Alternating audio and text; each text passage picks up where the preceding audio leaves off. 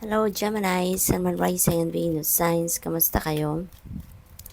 Sana po nasa mabuti kayong kalagayan. Welcome back po sa Star Tarot. Kung bago kayo rito, welcome din kayo. Thank you for your support. I truly appreciate it. God bless you all. Gemini, paunang mensahe po ninyo, be present. Ayan. Be present in the here and now.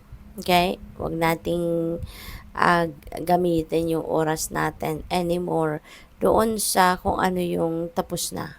Kung ano yung behind us already, no? Meaning yung nakaraan, no? Kasi wala na tayong power over that.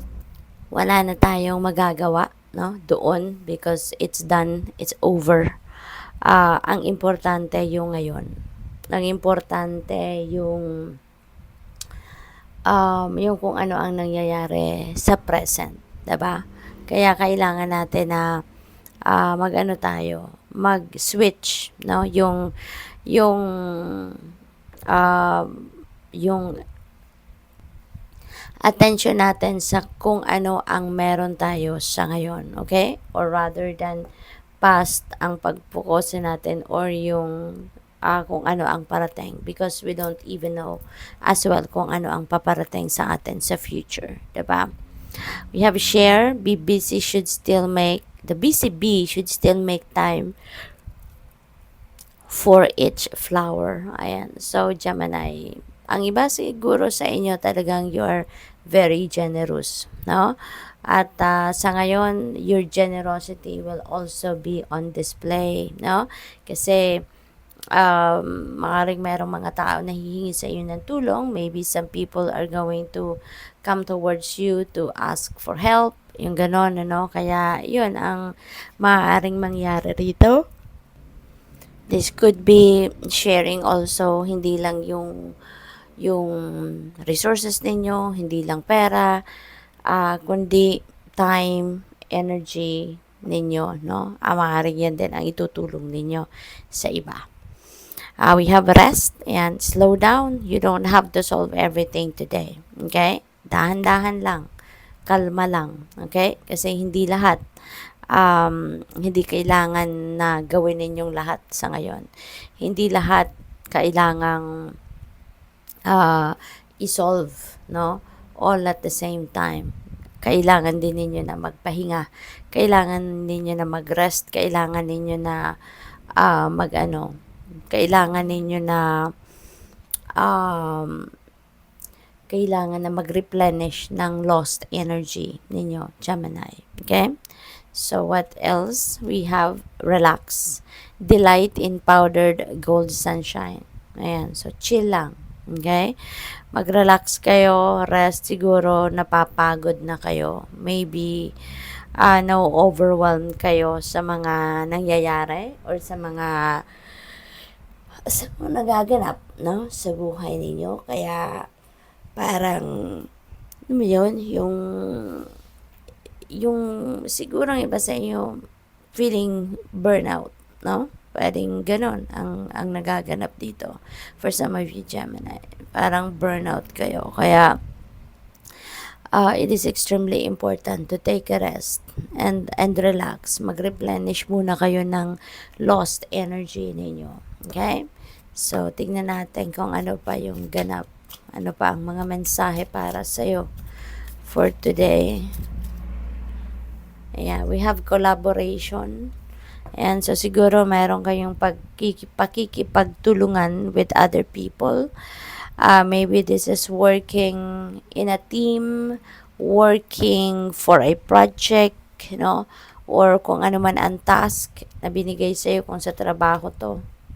You are working on something, pero ang maganda ngayon kasi meron na kayong kapartner or meron kayong katulong.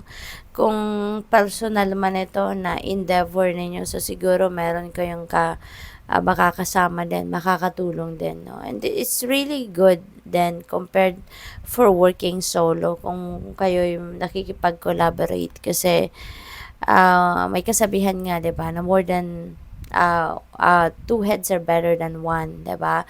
Kasi mas maraming input, mas maraming ideas, and at the same time mas maraming kamay ang gagawa, edi mas mabilis matapos, 'di ba, yung task. We have stop, ayan, take a break, ayan, take a pause. Yun ang kailangan ninyo sa ngayon. At mag-rest kayo at mag-relax. Okay? Hindi pwedeng kahit pagod na or exhausted na or kahit marami na kayong pinagkakaabalahan at hindi nyo na naaalaga ng inyong sarili, go, go, go pa rin kayo. Kasi hindi magandang inaabuso natin ang katawan natin. Kasi hindi yan makakatulong, bagkus mas makakasama pa yan. Kaya pahinga muna. Okay? Mag-self-care muna kayo. Alagaan nyo muna ang inyong sarili. Eternal love, maaaring yung partner ninyo ngayon, yung person ninyo, that is your soulmate, that is your twin flame, siya na nga siguro yung inyong Mr. or Miss Right, no? So, napakaswerte ninyo.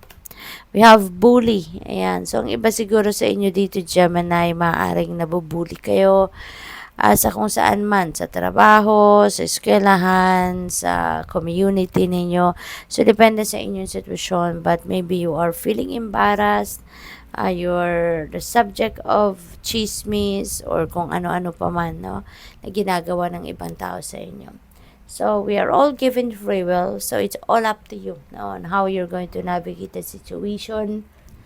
Ang importante, use your judgment and discernment, no, on this situation. Sana wag ninyong hayaan, no, na mabuli kayo, wag ninyong hayaan na apak-apakan kayo ng mga tao sa paligid ninyo. Okay? You don't deserve it, but instead you deserve respect. Okay?